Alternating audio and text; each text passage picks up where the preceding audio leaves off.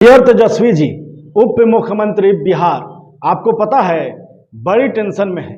आप तो love marriage कर लिए, लेकिन हमर मैरिज पर बेरोजगारी का अड़चन लगल है। अब 4 साल से प्रभात बंधुल्य संघ वन साइडेड अफेयर में है। अफेयर के उम्र में करेंट अफेयर पढ़ रहे हैं। ये चिट्ठी बिहार के उप मुख्यमंत्री तेजस्वी यादव को पटना की पिंकी ने लिखा है, जो आज पूरे देश में चर्चा का विषय बना है। हमारे साथ में पिंकी के वन साइडेड लवर प्रभात बांधुल्य हैं, जो बनारस वाला इश्क उपन्यास के लेखक हैं।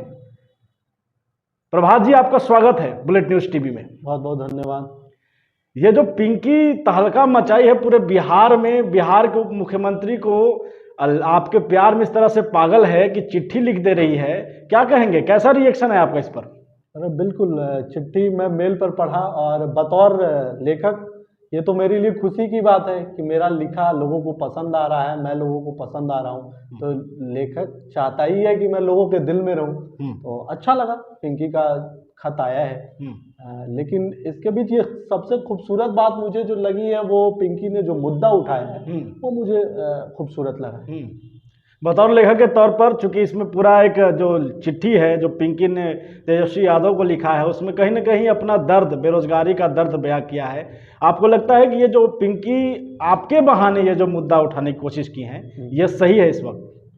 बिल्कुल, मुझे लगता है, क्योंकि जैसा कि आप सभी जानते हैं, हम औरंगाबाद से आते हैं, हमारी पैतृक भूमि औरंगाबाद है और तेजस्वी जी को ये औरंगाबाद 6 का 6 विधानसभा दिया है। तो हो सकता है कि पिंकी को इसकी खबर होगी, पिंकी मुझे फॉलो करती हो, और मैं लगातार उस समय भी जब चुनाव था तब भी तेजस्वी जी के साथ था, तेजस्वी जी के लिए वकालत कर रहा था, कह रहा था कि युवा नेतृत्व को मौका मिलना चाहिए। तो हो सकता है कि पिंकी ने मुझे एक जरिया चुना कि यार, जब तुम अपने क्षेत्र से 6 का 6 विधानसभा दे सकते हो, तो मेरी ये जो समस्या है इसका भी समाधान खोज ला। समस्या का समाधान यही नहीं है प्रभात जी, वो कह रही है वन साइडेड लवर। ये जो आपका किताब है बनारस वाला इश्क, ये बनारसी भी होना चाहती हैं, क्या कहेंगे? सोचे थे ऐसा कुछ होने वाला है? देखिए, मुझे तो लड़कियों ने ही बनाया है। मैं जो हूँ लड़कियों की वजह से ही हूँ। चाहे बनारस वाला इश्क लिखने की बात हो, या जो हाल फिलहाल मेरी एक प्रेम कहानी आई, कल्टू और मैना की लव स्टोरी, तो मैं प्रेम लिखने के लिए, प्रेम करने के लिए जाना ही जाता हूँ। और मेरी तो खुद एक कविता है जिसमें मैं लड़कियों को कहता हूँ कि डियर लड़की, तुम बहुत प्यारी हो, और लड़कियाँ होती हैं खूबसूरत। कुछ लोग हैं जो प्रेम नहीं करते, एक तुम हो जो करती हो प्रेम, प्रेम से बनाती हो गोल गोल रोटियां, प्रेम से परोसती हो खुद को उसके सामने भी जो समझ नहीं पाता तुम्हारा प्रेम।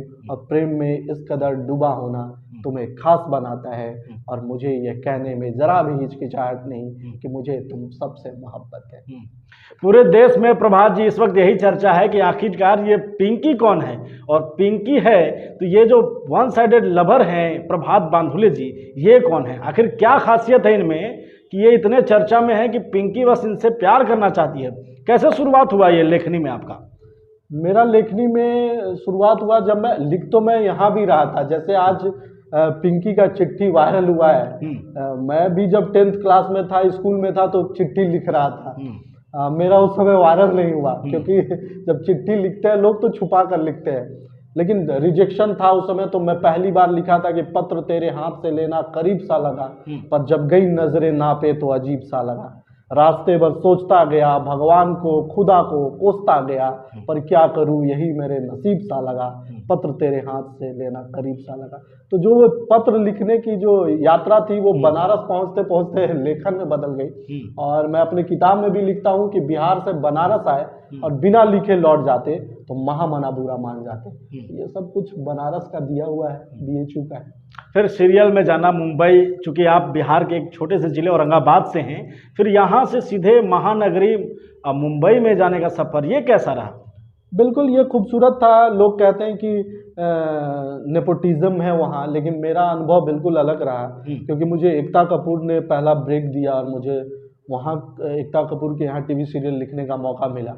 तो वो हम लोग जब काशी हिंदू विश्वविद्यालय में थे तो एक सर्किल बनी थी हमारे कुछ सीनियर थे जो वहाँ काम करते थे, तो उन्हीं के बदौलत मैं वहाँ पहुँचा था। तो मेरी जर्नी खूबसूरत थी, ज़्यादा स्ट्रगल नहीं था, लेकिन हाँ एक बिहारी होने के नाते और हम लोग बिल्कुल कॉमन प्लेस से आते हैं, तो उसके होने के नाते थोड़ा तो स्ट्रगल था। मैं कहता भी हूँ अपनी कविता में कि हम गाँव के लोग रे बाबू सब कुछ कर जाते हैं, खेत खलिहान पोरा गांज अपनी किस्मत को खुद ही मान मंजिल को चुमाते हैं। तो हम गाँव वाले लोग हैं, जहाँ ले जाइएगा एकदम ठाठ से रहेंगे। गांव वाले लोग हैं और फिल्म लाइन में अभी देख रहे हैं कि गांव की कहानी, बिहार की कहानी ज़्यादा चल रही है। आप क्या सोच रहे हैं, बिहार को कैसे देखते हैं बतौर लेखक आप? बिल्कुल बिहार की कहानी चल रही है, और पिंकी ने जब तेजस्वी यादव के नाम ये खत लिखा है तो मैं उसमें एक ऐड करना चाहता हूँ कि तेजस्वी जी को एंटरटेनमेंट इंडस्ट्री के बारे में भी सोचना चाहिए, क्योंकि वो खुद एक यूथ है और एंटरटेनमेंट एक ऐसा व्यवसाय है, धंधा वो इस तरह का है जिससे हम बहुत अच्छा रेवेन्यू जनरेट कर सकते हैं। तो फिल्म सिटी के बारे में अब हमारा जो नियर बाई पड़ोसी जो है यूपी वो कर रहा है, तो हम बिहार को भी करना चाहिए। तो तेजस्वी जी इस पर भी विचार करें, क्योंकि अभी क्या है कि जो खेत खलिहान पोरा गांज खटिया मचान जो अभी चल रहा है मुंबई में, वो हमारा चल रहा है, हमारा ही वो बेच के उधर कमा रहे हैं वहाँ के लोग। तो जब वही हमारा ही चीज़ उधर बेचना है तो हम क्यों ना उसकी खेती अपने यहाँ करें, सिनेमा की खेती करें। तो इस पर मैं चाहता हूँ कि तेजस्वी जी देखें, और अगर हमारी मुलाकात तेजस्वी जी से हो पाती है तो मैं ये संवाद भी करूँगा, पिंकी की बात भी और अपनी भी बात।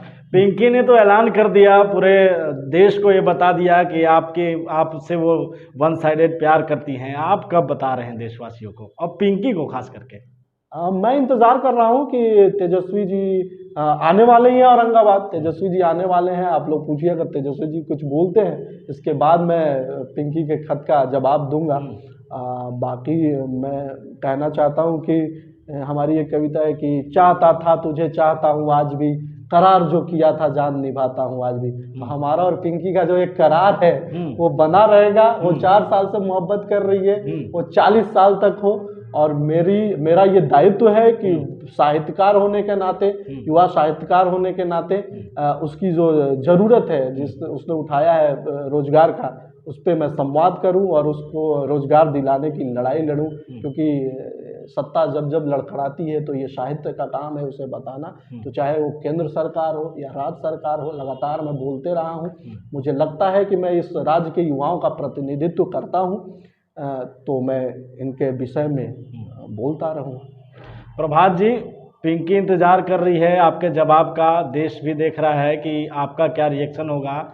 क्या पिंकी का कुछ भविष्य है आपके साथ? पिंकी को अभी प्रेम और ये रोज और प्रपोज डे की जरूरत नहीं, रोजगार की जरूरत है, और पिंकी का भविष्य उसके रोजगार में है। तो मैं कोशिश करूंगा कि उसने प्यार मुझसे किया है तो मैं उसे रोजगार दूं।